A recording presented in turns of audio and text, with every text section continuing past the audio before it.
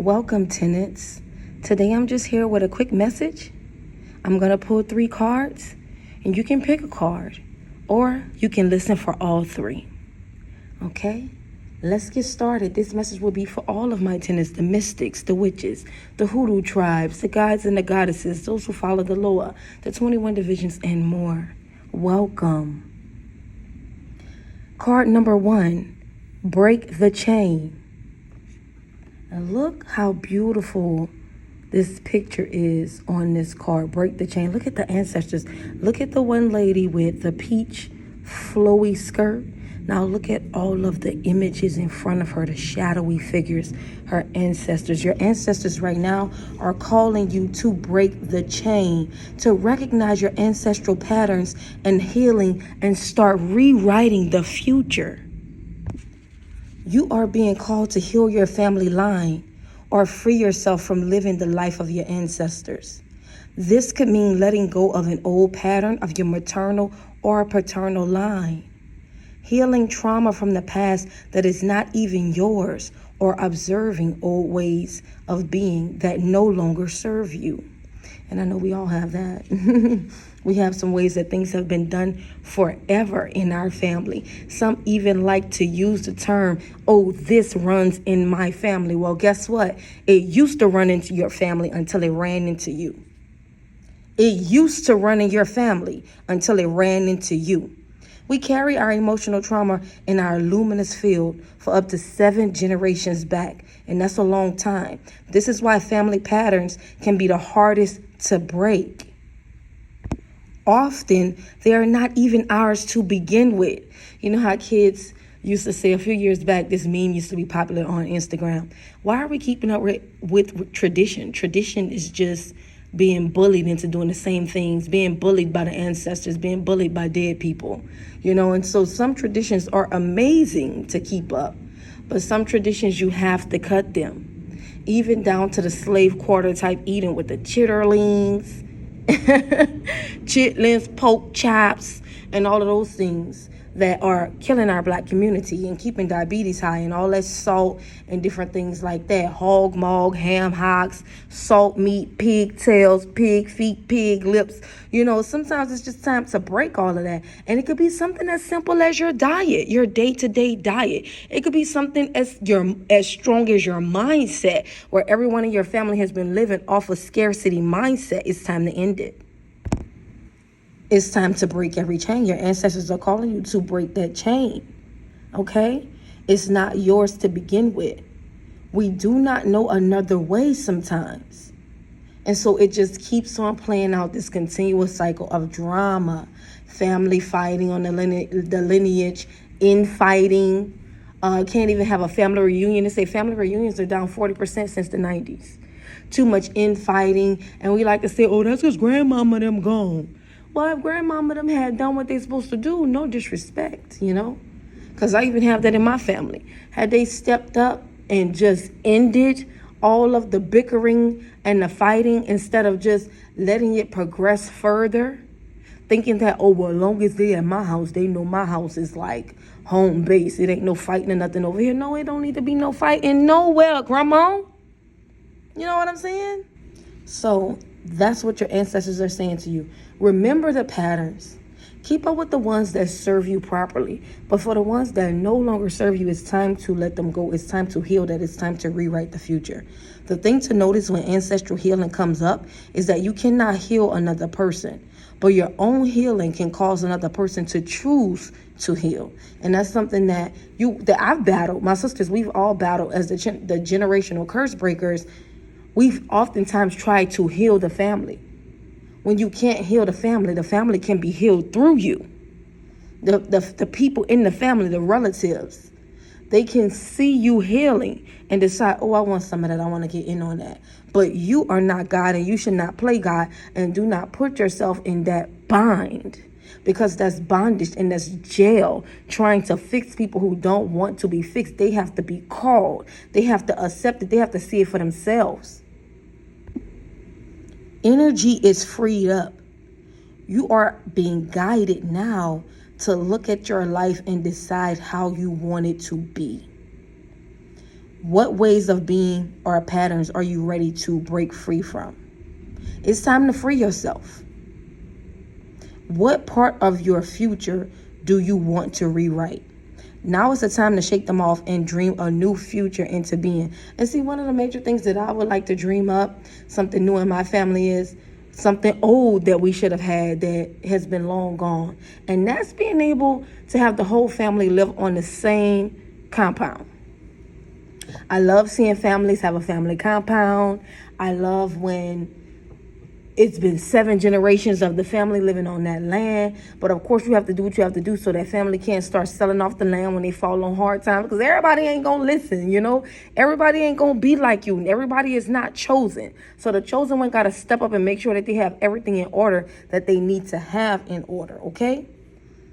So here's some things to think about. What old ways of being from your family line are you ready to let go?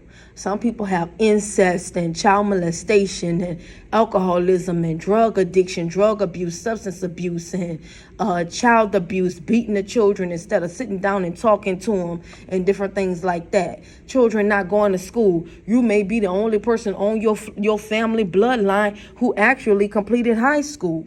Things of that nature. You want to do something different. You want to make sure that all the kids going forward at least go to college or leave high school with a real plan to start a business, even if it's a spiritual one, all right? Seek assistance from your support team, from your tribe, your friends, your healer, your coach, even your ancestors who are telling you right now that it's time to let certain things go and let certain things be, okay? You have to seek that help to begin freeing yourself from it now. Because you are the chosen one, and this message is not coming to you by chance. All right? That's card number 1. If you chose card number 2, your card is the Age of Light. You've been training for this moment for lifetimes. Look at this goddess right here. Doesn't she look like an Egyptian statue? That's lifetimes. That's thousands and thousands and thousands of years. And she's inside the prism and she's throwing up the rock. Okay? And look at all the lights coming through. Look at all the lights coming through her hand, down through her crown chakra, and into her body. You've been training for lifetimes. Mystics and sages throughout the ages have predicted this period in history. The age of Aquarius, of spiritual awakening, where we drop those things that be not as though they were. All of those teachings about the Messiah. All of those images of a Messiah that does not look like us. All of those things have gone away in the age of Aquarius, okay? Everyone, all of the mystics and sages have been predicting this period in history. And you decided to incarnate in the middle of it. How powerful. How powerful is that? How powerful are you? Never underestimate it. There is no mistake that you are supposed to be here at this time of great change. And you are supposed to help and facilitate some of that change. Major changes. If you ever feel unprepared or daunted by the path that is calling you, know this. You've been training for this for lifetimes. You're way more than the days that have breathed through you in this lifetime. You're also all of the lifetimes that came before. All of these experiences have polished your soul into the most magnificent expression that is your authentic self. Oof. I receive it. I receive it. Okay, if you receive it, say, I receive it. Claim it. Claim it. I release those things that no longer serve me, and I welcome in those things that deserve me. Repeat after me. I release those things that no longer serve me, and I welcome in those things that deserve me. Yes, yes. Ashe, amen, amen. Your soul has many facets. Imagine a fingerprint. Your soul is 1,000,000 times more intricate than that. If you put together all of the fingerprints of all the people you have been, you would not even get close to fathoming how much of a unique masterpiece you are. And if that doesn't get your mind to racing, know this. Your bodies from many, many different lifetimes that you have lived are all buried here somewhere on this earth. Whew. I know you felt that, okay? But right now, here on this earth, we are creating the ancestral plane here on earth by divine manifestation, divine timing, and divine intervention. You came in with a clear soul plan. You came in with wisdom beyond your years. This is the part of you that longs to be seen. This is the part of you that is ready to step forward. So step. Calling all the steppers to the front. And you already know. Okay? That it's time for you to emerge. This is not the lifetime to stay hidden, but to step forward and be seen and to rise. Okay? Right now, I want you to put your hand over your heart and I want you to say, I call forth the soul gifts and soul training that I have received throughout all my lifetimes. I am ready to embody them all now without hesitation and without fear. I have been training for this for lifetimes. I call forth the soul gifts and soul training that I have received throughout all my lifetimes. I am ready to embody them all now without hesitation and without fear. I have been training for this for lifetimes. Amen, amen. Ashe, ashe. The age of light. Yes. Thank you, card number 2. All right, card number 3. You pick card number 3, your message is don't dim to fit in. How are you dimming your light in order to fit in? That's the question you need to be asking yourself today. Because it's you dimming your light is what's holding you back. Okay? Your energy is powerful. Look at this lady standing in the middle. Now look at the 2 emblems on the outside of her. That's you.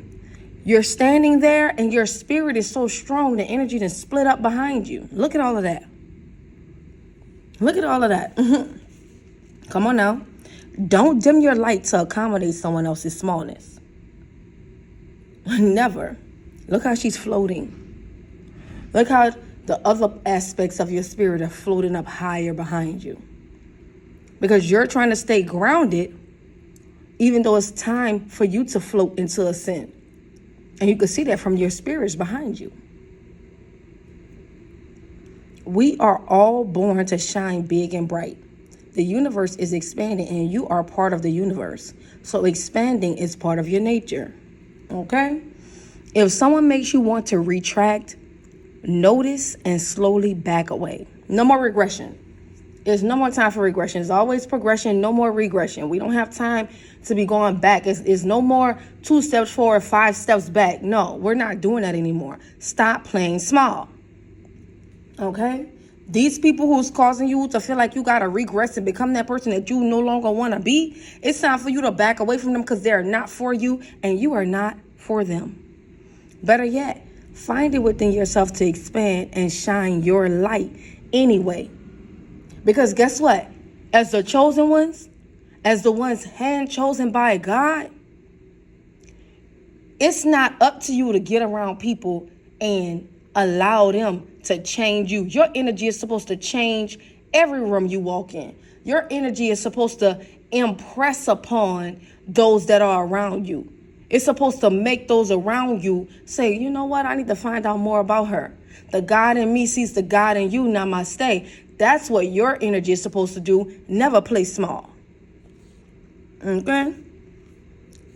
Flowers don't open and close according to who is walking by.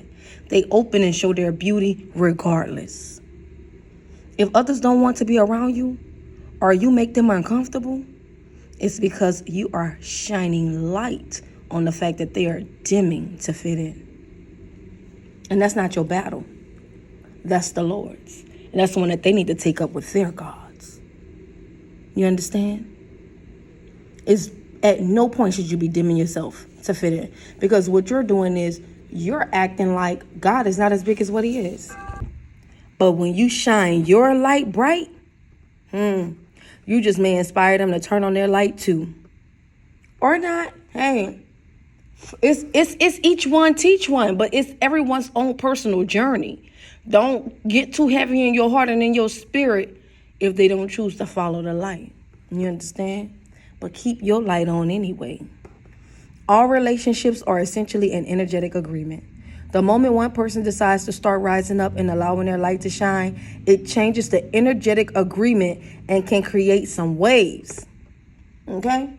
Because you know how they always say, only the 144,000 will get in on the 144,000. Okay, it's 8 billion people on this earth. And you mean to tell me only 144,000 will get in? That 144, that's 144 hertz. That 144,000 is 144,000 hertz. Okay? That's not 144,000 people. It's those who can rise to the frequency of 144,000. Okay? Making waves. The relationships that are meant to last will adapt to the change in energy. Others won't, because they were likely born under the provision of, I love you as long as you don't shine brighter than me. And that's okay. Not all people are meant to be in your life forever, but the lessons they teach us can still live on. So your message for today is for you to figure out the ways in which you are dimming your light to fit in. Okay, write down all the ways that you are dimming your light to fit in. Burn that paper, never do it again. All right? Okay, amen, ashe, ashe. That has been you guys' message for today. I am Nani B. McKinney. Over at tenantsofthetreehouse.com, we do $20 personal readings on Tuesdays. Check us out. The link's below.